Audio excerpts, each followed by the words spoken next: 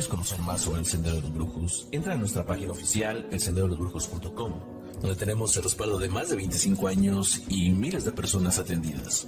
Y conoce nuestro aviso de privacidad, donde nos comprometemos a atender en secreto tus datos.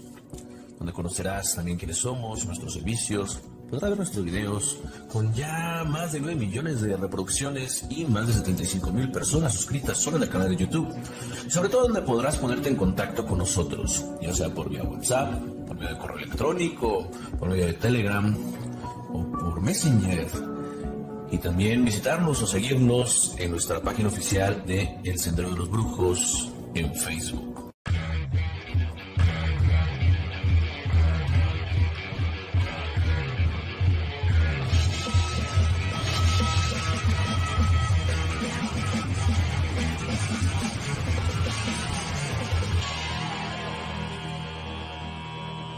Visita nuestras botánicas pertenecientes a la red del Sendero de los Brujos, ubicadas en la delegación Tláhuac y en la delegación Coyoacán, en donde podrás encontrar todos los elementos necesarios y con la debida calidad para realizar la correcta atención de tus fundamentos y la elaboración de tus trabajos, en donde además podrás solicitar tu consulta y realizarla ahí mismo, con mayumberos calificados y la garantía que respalda al Sendero de los Brujos. De igual forma, se te podrán dar consejos para la realización de tus rituales. Los numerosos productos que tenemos abarcan todo tipo de mancias, desde magia tradicional, palmayombe, santería y fa, y si no los tenemos, los puedes encargar.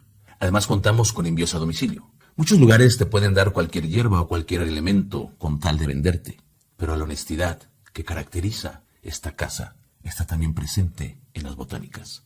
Así que si quieres seguridad, respuestas y confianza, te invitamos a visitar nuestras botánicas. ¿Qué tal todo? Los saludo con ustedes siempre desde el Sendero de los Brujos.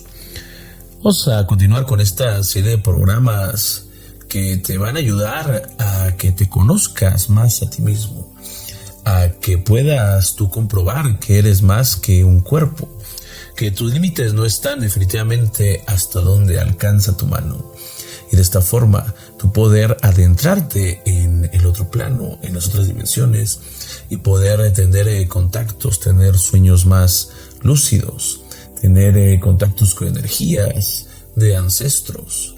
En sí está en otro plano. Ya sabes que somos una casa que nos dedicamos a las consultas y los trabajos de palmayombe, de tarot y santería. Si tú quieres una consulta, puedes hacerlo mandando un WhatsApp al 5614-096972 o al 5617-609082 o al 5630-115608. La meditación es una de las técnicas que se usan para superar tu conciencia individual, como yo te conté en el principio de estos programas.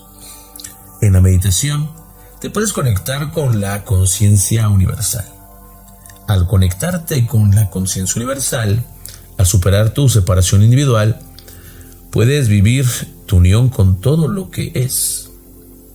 En la medida en la que te permitas identificarte con la corriente de la conciencia, más allá de tu sistema de pensamiento personal y particular, conocerás una realidad más verdadera que aquella que creas y en la que te encuentras encerrado en la vida diaria.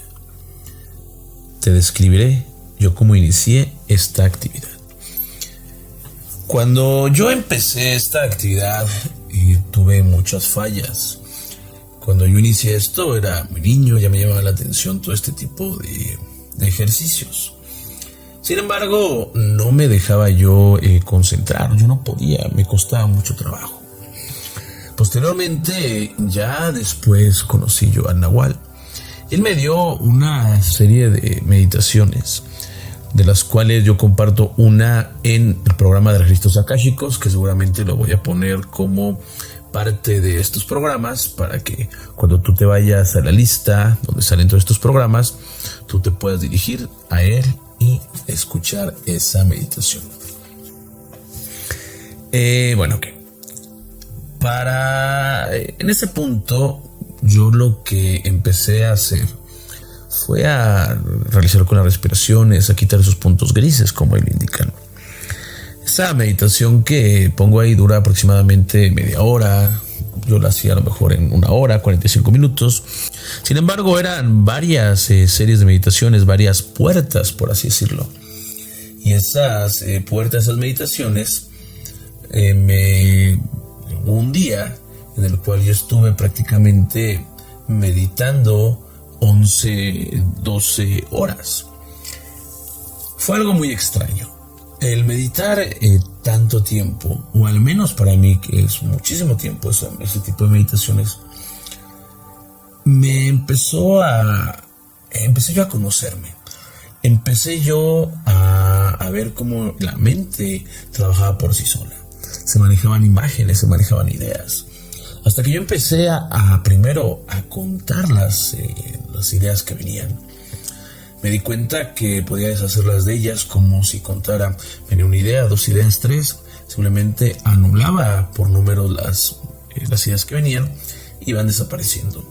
Empecé a integrar también a la meditación los sonidos de la calle, los sonidos de cómo iba avanzando el día, bueno, en ese momento la noche, la madrugada. Empecé a adaptar los sonidos de las aves, sonidos de los pájaros, los sonidos de la gente. Y después hubo momentos de silencio. Fue una sensación muy extraña, fue muy total para mí. Me llevó a ver cómo con mi mente yo me podía proyectar. Posteriormente, esa mente me llevaba a varios lugares y yo estaba realmente ya en ellos. Yo me posicionaba en ellos, sentía esas partes. Incluso había cosas que ya no eran de imaginación y empezaban a crearse. Cuando yo regresé después de la meditación, me costó un poco de trabajo porque al final yo creo que estaba tan concentrado que entré en un estado tipo como de ensoñación. Y me costó trabajo. Realmente cuando volví en mí, estaba meditando profundamente, no podía moverme. Tal vez la relajación que había obtenido era muy grande, pero no podía moverme. Entonces, no me desesperé, dado que yo estaba en un estado de mucha tranquilidad, y desperté. El mundo desde ese momento fue diferente. Algo cambió, algo cambió, se los aseguro. Es lo mismo que un espejo roto no vuelve a reflejar.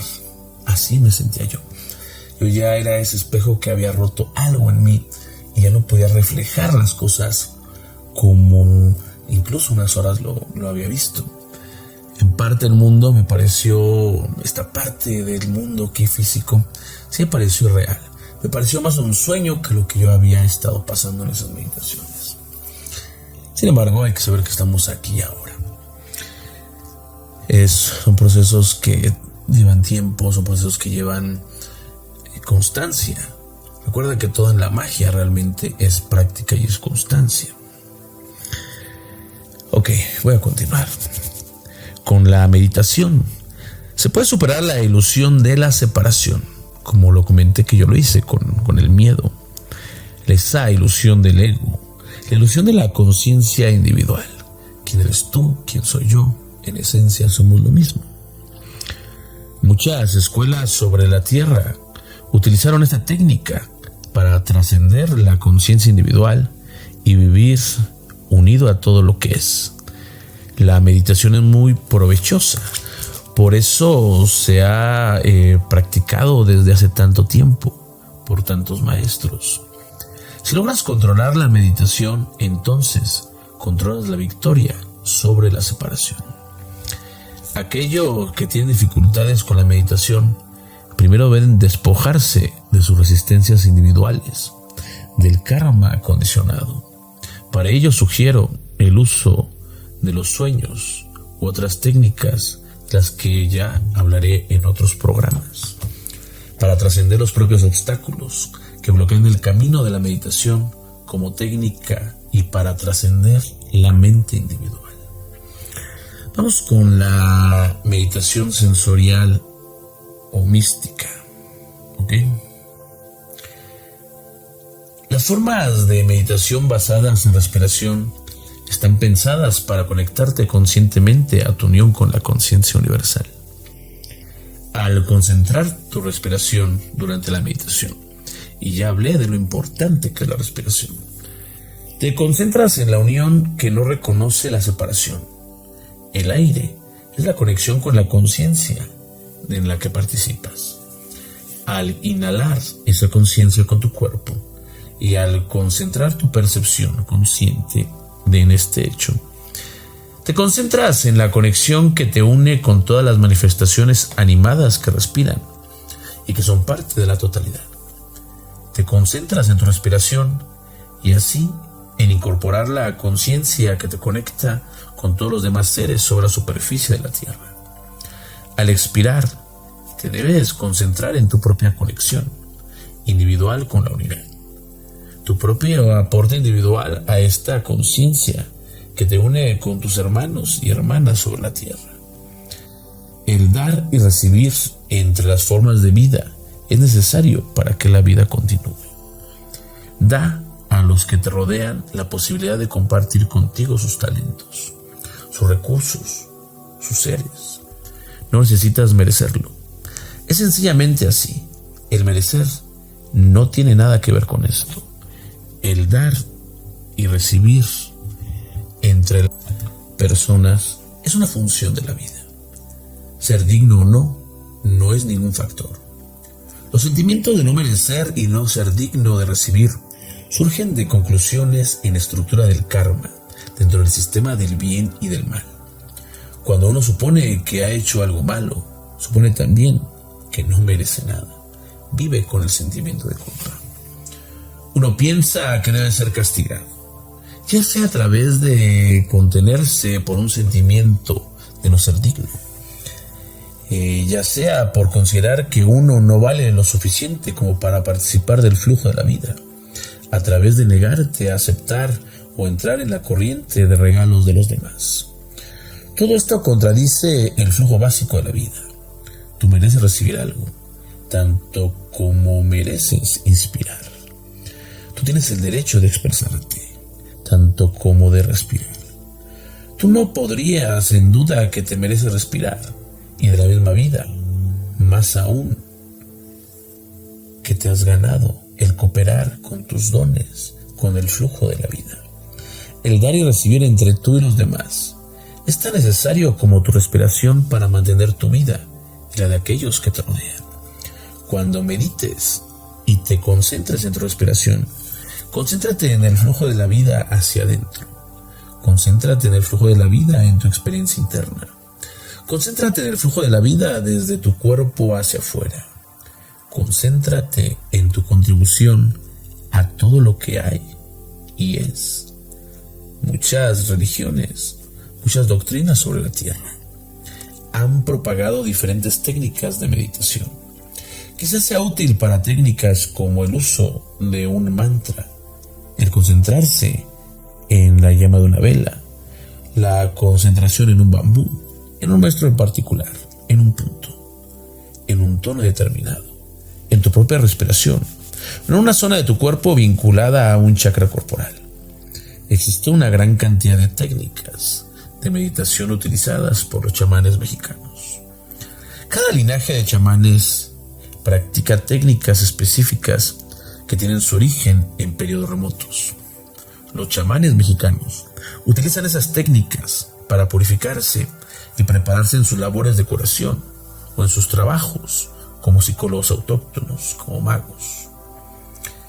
Voy a iniciar con ciertas técnicas de percepción sensorial, con una reseña de las técnicas usadas por nuestros ancestros aquí en México.